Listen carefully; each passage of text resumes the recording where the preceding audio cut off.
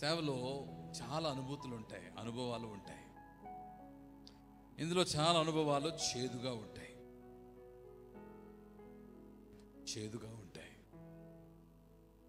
2 రోజుల క్రితము మా మావయ్య గారితో మాట్లాడుతూ ఉన్నప్పుడు మా మావయ్య గారు ఒక అనుభవాన్ని చెప్పారు. సేవకులంటే చాలా మందికి చులకన. సేవలో సేవకులు ఎదుర్కొనే కష్టాలు అవి అందరికి అర్థం కావు. మరి ముఖ్యంగా సూటిపోటి మాటలు,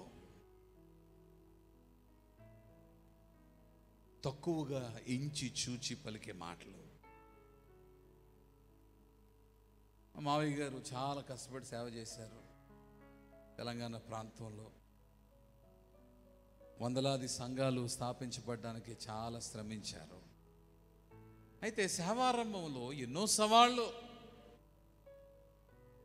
ఒక అనుభవాన్ని పంచుకుంటూ, బాబు ఫలానా సమయంలో ఫలానా వారు సేవ విషయంలో ఇలా మాట్లాడారు, కానీ ఈరోజు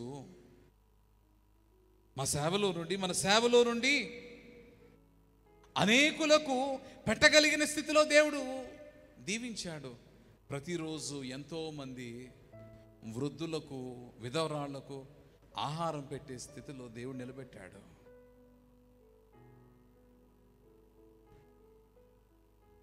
సేవకుని దేవుడు విడిచిపెట్టాడు. అప్పుడు ఈ మాటని మా మావయ్య గారికి జ్ఞాపకం చేస్తాను. ఇది నా మాట కాదు, మా నాన్నగారి మాట. ఎప్పుడు జ్ఞాపకం చేస్తారు, దేవుడు ఎప్పుడు సేవకుల పక్షంగా ఉంటాడు, విడిచిపెట్టడు.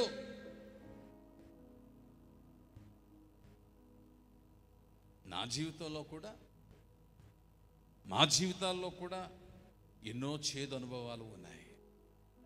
సూటిపోటి మాటలు ఉన్నాయి, తక్కువ చేసి మాట్లాడిన మాటలు ఉన్నాయి. దేవుడు నన్ను సేవలోనికి పిలుచుకున్నప్పుడు లక్షలాది రూపాయలు నేను అర్జిస్తూ ఉండేవాడిని. సంవత్సరన్నర ఎంతో పనిచేశాను. ఆ సంవత్సరన్నరలో ₹1,00,00,000 పైగా నాకు జీతమే వచ్చింది. అదే పనిలో ఉండుంటే ఈ పాటికి ఎన్నో కోట్లు గడించేవాడు. కానీ దేవుని పిలుపును కలిగి ఉండి, దేవుని పిలుపును కలిగి ఉండి దేవుని పని కొరకు సమర్పించుకుని దేవుని పనిలోనికి వచ్చిన తర్వాత ఎన్నెన్నో సేవలోనే కొన్ని పర్యాయములు సాధారణమైన వ్యక్తులతో, కొన్ని పర్యాయములు సంఘములో ఉన్న వారితో, కొన్ని పర్యాయములు చుట్టూ ఉన్న పనివారితో. కానీ ఇటు అనుభవాలు ఎంత బాధించినా, కానీ ఎప్పుడు కూడా ఒక విషయంలో నేను ఆనందిస్తూ ఉంటాను. ఆ ఆనందం ఏంటో చెప్పమంటారా? దేవుని పని చేయించు ఉన్నప్పుడు కలిగే సంతృప్తి.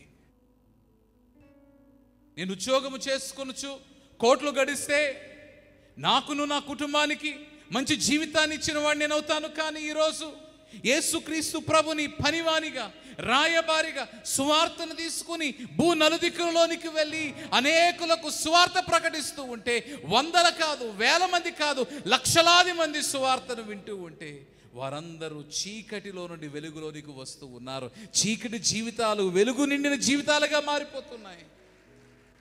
ఎంత తృప్తి, ఎంత సంతృప్తి! అందుకని సేవకుడు ఏమంటాడు? I want nothing. నాకేమొద్దు, మాకేమొద్దు. We will give all of ours to the Lord and we will do all that of God. నాకున్నదంతా దేవానికి ఇస్తాను, నీదైందే నేను చేస్తాను.